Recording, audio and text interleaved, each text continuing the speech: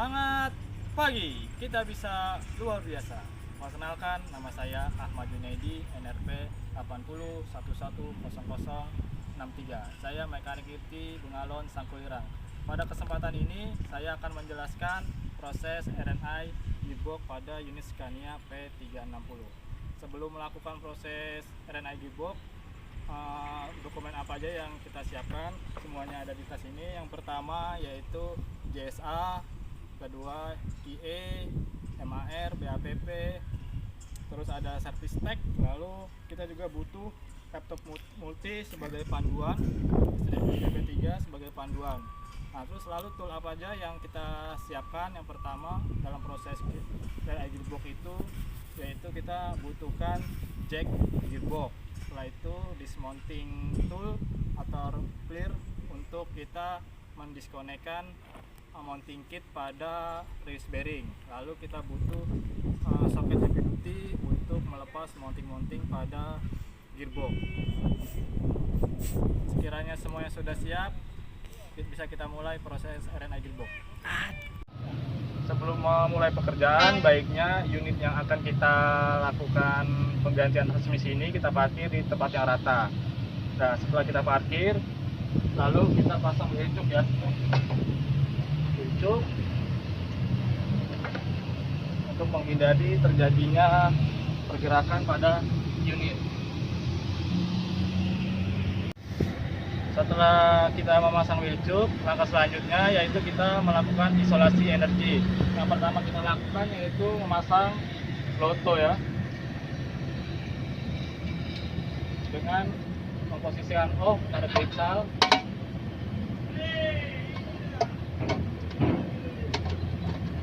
Lalu engine shutdown-nya kita tekan. Kemudian arahkan tuas baterai ini sesuai dengan petunjuk yang ada. Lalu kita disconnect baterainya. Baterai ini kita disconnect untuk memutus semua sumber energi di unit ini. Selanjutnya kita buang angin yang masih standby atau masih ada pada air tank dengan cara menarik tuasnya.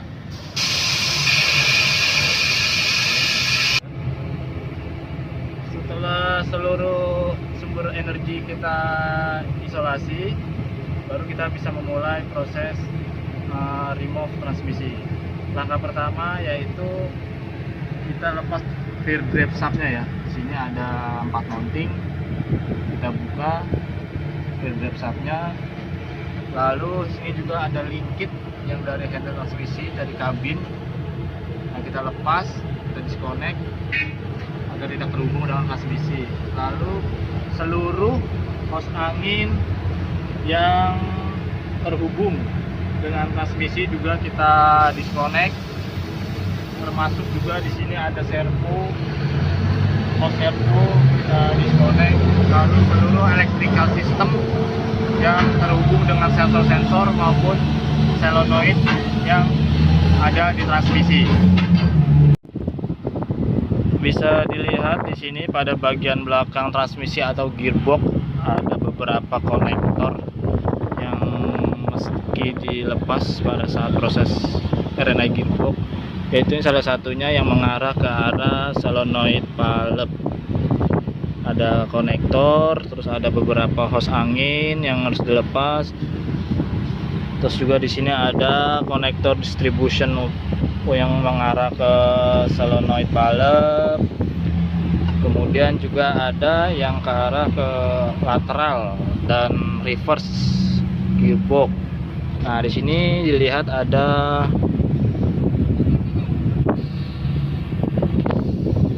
servo ya, ada servo. Di sini ada hose anginnya, bisa didisconnect juga. Lalu di sini juga ada hose lubricating, didisconnect juga. Intinya seluruh connection baik itu electric system maupun air system yang mengarah ke gearbox itu seluruhnya didisconnect waktu proses RNI gearbox. Lalu pada bagian ini ada inspection hole for release bearing. Nah, kita buka. Nah, di sini kita harus melakukan dismounting ya pada release bearing. Sebelumnya caranya yaitu dengan dirilis dulu release bearingnya, lalu kita buka locknya menggunakan dismounting tool atau clear for release bearing sampai release bearingnya terpisah, sehingga nanti waktu proses pelepasan transmisinya bisa mundur dengan mudah. Oke, pada bagian bawah transmisi yang sebelum kita lakukan saat RNI gearbox itu, yang pertama ini kita disconnect juga wiring yang mengarah ke GMS ya, dengan membuka covernya dulu, baru di sana ada beberapa soket, lalu kita disconnect. Kemudian di sini juga ada mounting bracketnya, kita lepas. Jadi saat proses pelepasan nanti sudah tidak terhubung dengan gearbox. Lalu kita siapkan tampungan ya, sebelum RNI gearbox ada beberapa oli yang harus kita drain. Yang pertama itu oli transmisi langsung. Nah, ini ada plaknya. Plaknya kita drain dulu olinya sampai habis ya, untuk mengurangi beban ataupun potensi terjadinya pencemaran limbah. Yang selanjutnya di sini ada PTO atau hydraulic pump. Di sini ada juga wiringnya, kita disconnect juga. Dikarenakan PTO pump mounting dengan gearbox dan terdapat juga hose hidroliknya, sebelum mendisconnect hose tersebut, karena di sini ada olinya maka harus di drain. Namun sebelum di drain, di sini ada valve-nya untuk menghemat agar oli hidroliknya tidak terbuang semua. Maka kita arahkan posisi tertutup. Setelah posisi tertutup, baru kita siapkan tampungan. Nah, siapkan tampungan, baru kita buka klemnya untuk membuang oli yang terdapat di line hose tersebut. Langkah selanjutnya yaitu memasang stand terhadap engine, karena engine tersebut dia bertumpu pada transmisi. Jadi kalau tidak stand, apabila transmisinya dilepas, maka ada kemungkinan dia akan jatuh. Nah, setelah di stand, baru kita reposisi gearbox jack ya. Kita reposisi gearbox jack sehingga gearbox jack ini tertahan dengan baik. Untuk men-setting gearbox jacknya, pada bagian depan, bagian transmisi ini dibuat fix ya.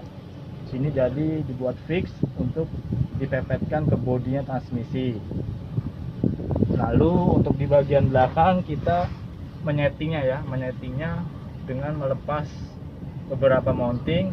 Nah, kita setting toolnya yang pas bagian mana. Setelah kita menemukan posisi yang pas, baru kita mounting untuk difixkan.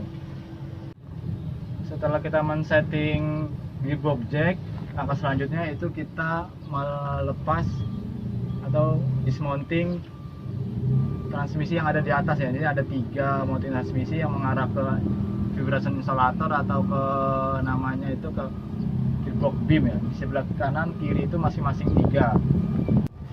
Setelah mounting yang mengarah ke gearbox beam terlepas,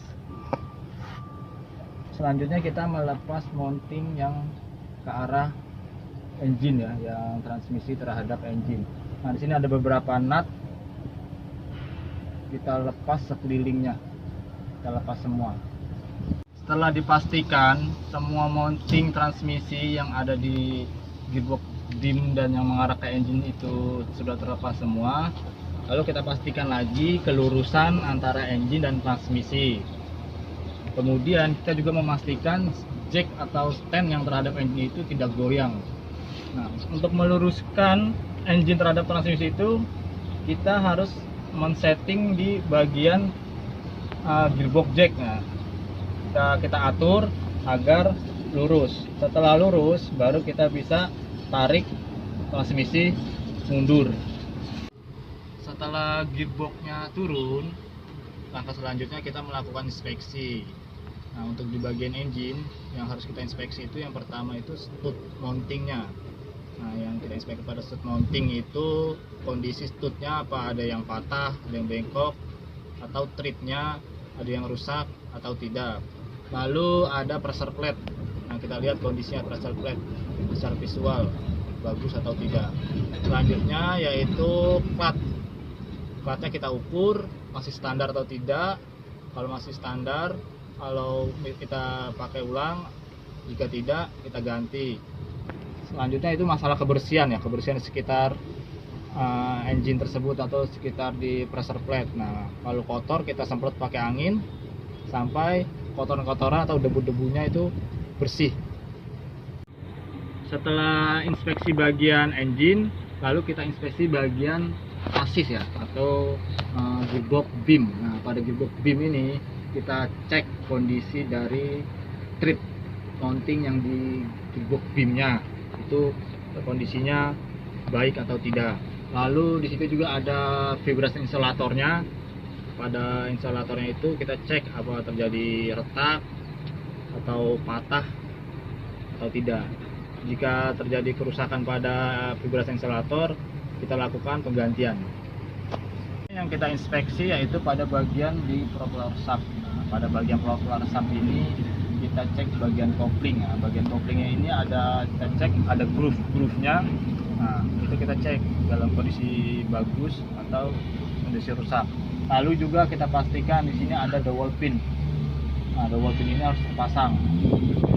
Selanjutnya juga kondisi mounting yang mengarah yok terhadap transmisinya itu kita cek kondisinya bagus atau tidak. Lalu di sini juga ada speedernya. Nah, kita cek nih kondisi speedernya ini, lubricatingnya baik atau tidak, terjadi kerusakan atau kocak atau tidak. Oke, setelah komponen gearbox yang baru sudah siap, semua relatednya sudah lengkap, langsung aja kita proses pemasangan. Oke, untuk proses pemasangan, setelah gearboxnya diposisikan pada gearbox troli, langsung kita connect antara transmisi ke engine. Nah, yang pertama yaitu kita pastikan kelurusan antara gearbox dan engine. Nah, terus setelah itu lurus, masukkan studnya ya, lubang-lubang di gearbox itu terhadap studnya yang di engine. Nah, untuk safety-nya dulu kita pasang beberapa nut di studnya. Nah, setelah udah masuk dan agak aman rapat, baru kita naikkan. Kita adjust ya. Kita adjust transmisinya naik atau turun melalui gearbox jacknya. Nah, setelah itu baru kita mounting yang ke arah gearbox beam. Setelah itu baru semuanya terpasang, baru kita tok mountingnya baik yang di gearbox beam maupun yang ke arah engine. Oke, setelah kita connect antara engine dengan transmisi dan memastikan semuanya sudah di tok, langkah selanjutnya yaitu kita connect antara release bearing terhadap input shaft, yaitu dengan cara mendorong release bearing ya sampai ada bunyinya plak begitu ya. Jadi nanti kalau sudah ada bunyinya itu berarti si release bearing ini sudah terhubung dengan mounting kitnya. Lalu yang kita lakukan yaitu completed ya. Untuk bagian di atas ini yang kita completed, yang pertama itu di linkiknya speed transmisi itu kita connect. Lalu juga di sini ada hose lubricatingnya juga kita connect. Nah, di sini untuk di bagian servo juga ada hose angin yang harus kita connect nih, hose angin, terus ada hose olinya juga, terus bagian rattle yang ada beberapa connection elektriknya yang harus kita connect di bagian atas. Terus ada socket yang kalau distribution ke valve housing solenoidnya di bagian atas. Nah, untuk di bagian bawah yang harus kita pastikan yaitu seperti connection di GMS ini connectionnya, lalu juga mounting bracket yang electric system, lalu ada di sini juga ada yang mengarah ke PTO soketnya, kemudian juga yang ke sentral Pastikan kalau di sini connect semua elektrikalnya ke central distributionnya untuk solenoid. Lalu setelah itu kita pasang propeller sub. Nah, kita pasang propeller subnya, kita pastikan connect dengan baik, lalu mountingnya kita top. Kemudian PTO kita hubungkan hostnya, lalu kita klem. Selanjutnya yaitu kita mengisi oli gearbox. Nah, sampai di levelnya, di sini ada plugnya. Bagian kanan ini ada plug untuk leveling gearbox. Di sini sama, di sini ada. Nah, ini kunci 24 di sini ada. Oke, setelah proses RNI gearbox selesai semua, dipastikan semuanya lengkap, oli sudah diisi. Langkah-langkah selanjutnya kita kembalikan sumber energinya, yaitu dengan mengkonek kembali baterainya, dan kita lepas padlock, kembalikan Gipsal, stardonya di on, dan kita akan melakukan pengetesan pada klat dan transmisi.